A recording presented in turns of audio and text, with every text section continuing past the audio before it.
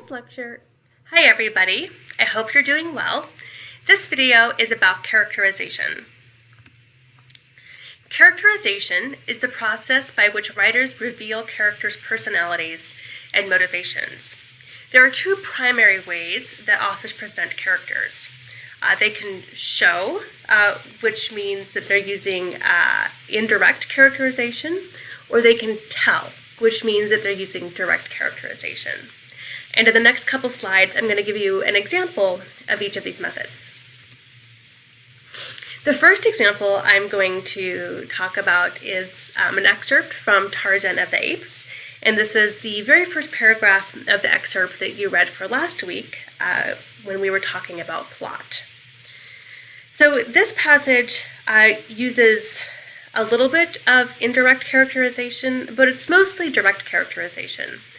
It's mostly the narrator giving us information about characters, and specifically the character Turquoise, which is the villain in this novel. So I'll go ahead and read it and then talk a little bit more about it. From the time that Tarzan left the tribe of the great anthropoids in which he had been raised, it was torn by continual strife and discord. Turquoise proved a cruel and capricious king, so that one by one, many of the older and weaker apes, upon whom he was particularly prone to vent his brutish nature, took their families and sought the quiet and safety of the far interior. So, in this paragraph, and specifically in that second sentence, the narrator tells us that Turquoise is cruel. He tells us that Turquoise is sort of capricious, and then also continues to mention that he has this sort of brutish nature, and also tells us that he's been preying on people, which reveals to us that he's something of a bully. So we don't see Turquoise doing a lot of stuff and sort of indirectly revealing a lot of stuff about himself, but we do have the narrator giving us a lot of information about Turquoise. So this is an example of the narrator telling us something about a character, which is often called direct characterization. The second passage is from A Rose for Emily, which we also read last week. And in this passage, we don't get a lot of direct information about the character of Miss Emily. We don't have the narrator coming out and saying things about her and making claims about her personality or her motivations. But we see examples of how she behaves in that indirectly or shows us aspects of Miss Emily's character and personality. So once again, I'll go ahead and read the passage and then talk a little bit more about it. The day after her father's death, all the ladies prepared to call on the house and offer condolence and aid, as is our custom.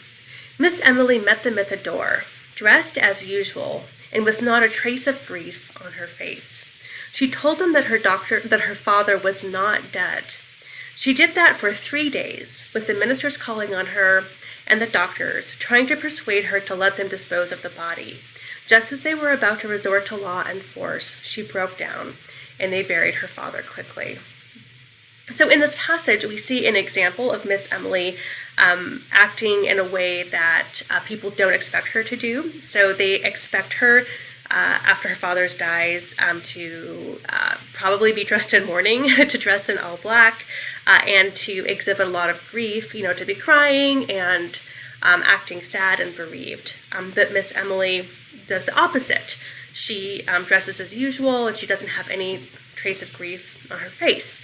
She also acts even more unusually and claims that her father is not dead and basically refuses to accept his death.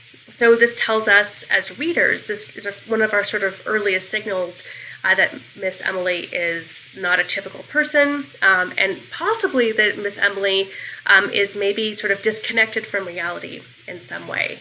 And also, in addition to that, is something of a foreshadowing of the way that she's going to act around dead bodies later on in the story. So the narrator never comes out in this passage and says, Miss Emily is crazy, or Miss Emily didn't accept her father's death. Instead, the narrator provides all these examples of her behavior that indirectly reveal these aspects of her character to us. So as you're reading the stories in assigned readings for this week, I want you to think about these issues of how characters are revealed to us as readers. And I have some questions for you to keep in mind. The first of these questions is what information about characters' personalities and motivations is revealed directly? In other words, what does the narrator say about characters, and also what do other characters say about characters? We can get this sort of direct information from other characters as well. Secondly, what information about characters' personalities and motivations is revealed indirectly? In other words, what do they reveal about themselves through what they say, and what do they reveal about themselves through what they do? So in other words, what is the author showing us about the characters as opposed to telling us about the characters? And then finally, I also want you to think about the sort of development of characters. So how, if at all, do characters change over the course of the story? Does their perspective on the world change in some way? Does their perspective on the world change in some way? And as sort of a side note to that, if you see characters changing, where do we see evidence of them changing? Is it something that we're being told, or is it something that we're being shown? And if so, where is it being told to us, and where is it being shown?